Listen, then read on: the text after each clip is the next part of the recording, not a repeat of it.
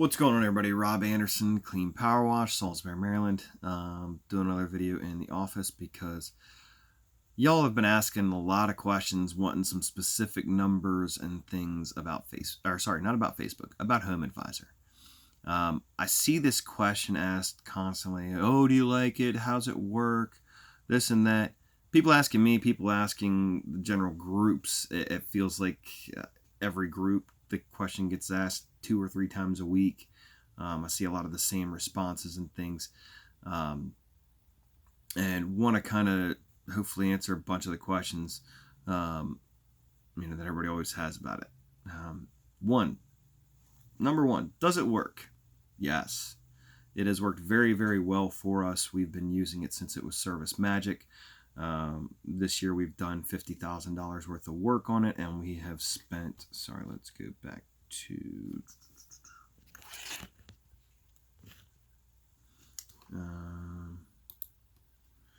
we have spent $2,200.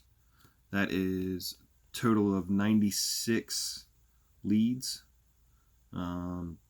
averaged out to basically $20 a lead. $300 of that $2,100 or $2,200 is the annual membership fee to have your profile on there, which then gets listed other places, and you have that ability to get calls directly that you're not paying leads for. Because that says 96 leads, and actually we've done, let me go back to reports here in the customer factor and do this here, marketing method. So you get leads and calls from your profile. You don't pay for calls from your profile, you pay for calls that are leads. And I also will give you our numbers, which you've seen probably in previous videos. So let's do that. And again, these are rough numbers, guys. And I'm sorry this video is going to go a little bit longer just because of all the information we're going to cover. There we go. All right, so 84 jobs this year have come from HomeAdvisor. Some of these are customers that we've done multiple jobs for. About $16,000 to $18,000 of the work that we've done this year has come from commercial clients, from either our profile or from HomeAdvisor leads. The bulk of our work from them, $30,055, came from 55 leads that we booked. Again, some of those are going to be multiple. Of that, about $8,000 was commercial jobs. One that will probably send us about $6,000 to $8,000 itself every year, as long as we keep doing things right. The other one from our profile, it's another $13,850, and then for second level calls, these are calls that are because we did work for a HomeAdvisor customer that we got these jobs. That's another $5,000, and then we had another one that was just a random one for the profile. It's somehow categorized a little differently. But so anyways, we pay about $20 average per lead. Do we get all the jobs? Absolutely not. Do we get a large portion of them? Yeah. You have to be able and willing to, the second I get a text message from HomeAdvisor that says, hey, new customer lead information, boom, just call the number right away. Start ringing, and then put it on speakerphone. Start looking at the details for it. You have to be that first person that calls. That is the biggest key to success there. Number 2, your reviews that are on there. So I've been using Review Monster for a year. You can see the sign back there. HomeAdvisor had done such a good job. They were already doing that follow-up process. They were surveying those customers that had used that and built up. I've got, I think, 40-something 5-star reviews. I've got a couple 4s and a couple 3s in there. So it looks realistic. I'm not super perfect or whatever on there.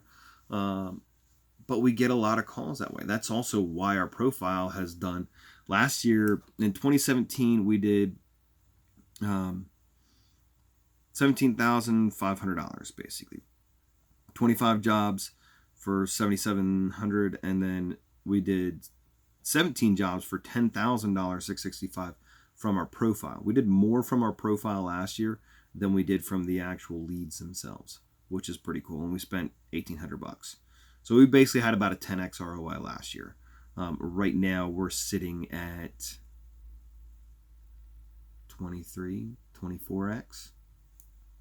So it'd be hard to say it's not working or not worth the money. The complaint about bad leads. Guys, it comes down to the fact that you and me as humans, as people who want to get something done, sometimes we want information on a website, but we won't want to give out all of our information. We just want them to go ahead and say, hey, I just want to see what companies are they going to recommend. I don't actually want to get information. So you put in a fake email address or you put in a fake phone number. With our track record with them, now I'm not calling in every day about everyone that might not be perfect information or something like that to complain and ask for a refund. I've got one that I need to call that I called and the person was like, I'm not interested at all anymore. Okay, that changed pretty quickly in the 3 minutes since you submitted that you're interested. The information was correct. That's when I'd call them and tell HomeAdvisor, say, hey, this person said they have no interest whatsoever in getting any work done. They did not mean to submit this request. Be polite. Be respectful. You'll probably get it refunded. As far as, bad addresses and stuff, if you can't get through to them on phone, email, and the address is bogus, then yeah, call them. They'll credit that. If you call them and say, you better credit this or I'm canceling, blah, blah, blah, you might run into somebody who's going to throw a little bit of attitude back at you. After spending 7 years in customer service, your tone on the phone definitely dictates a lot as to how that person's going to be responding to you. Is it worth it to get HomeAdvisor? Well, they're competing against you, and then they're reselling that potential customer that would have contacted you. They're selling that to multiple contractors. Here's where I guess my market's going to be a little bit different. I don't have as much competition on HomeAdvisor itself. Most times it's either just me or there might be 2 or 3 other contractors. So I've got a decent shot of closing these jobs. I don't mess usually with the house washes one. Gutter cleaning is fantastic for us. Roof cleaning, we're now using it for Christmas lights. We used to use it for deck sealing and staining. That was okay. We do use it for business leads, so those work out really well. The notion too that HomeAdvisor is somehow stealing the lead that would come to you otherwise, or that's eventually going to come to you. So why should you pay HomeAdvisor to compete against you and for you at the same time? I get why you think about it that way. But here's the thing, and I've said it on previous videos. If you have your website profile, well, you know what? If you're doing AdWords, guess what? Google is selling, they're charging all 3 or 5 people that show up in that ad spend area, in that Google AdWords, they're charging all of them right there for that lead. That person may not even call that person or call you. They might call one of the other results there, but you still had to pay money there. Yes, your AdWord cost is a lot less than the $18 to $20. I get that. But over time, it's essentially the same thing there. If you've got, when somebody goes to the phone book, and yes, we still use the phone book and it works out pretty well for us. The results that are going to come through there, somebody wants their gutters cleaned. They go to gutters. They look at it and they call all 5 numbers in there. This goes back to being the first one to answer. If somebody calls your phone and you didn't answer it, shame on you. They went to the next person and called them and they answered, they get that job. That's because you weren't able to answer the phone call. And don't tell me it's because I'm an owner-operator, I don't have time to respond immediately. Hello, clean power wash, that's it. That's all you have to do. You stop spraying for 2 minutes. Yeah, your pressure washer might be going on in the background. So be it. Hey, superstar, hey, this is Rob Anderson with Clean Power Wash. We just got your estimate request from HomeAdvisor. Give me 1 second. I need to get down off this roof real quick, and that way I can get some more information from you and talk through this. Cool. They see you're busy. They see what's going on. But I don't buy the line that they're competing in. I can't outspend, no matter what level I get to with this business. I will not outspend what a company like HomeAdvisor or Thumbtack or Angie's List or whatever is spending to be at the top of Google AdWords for my local search results.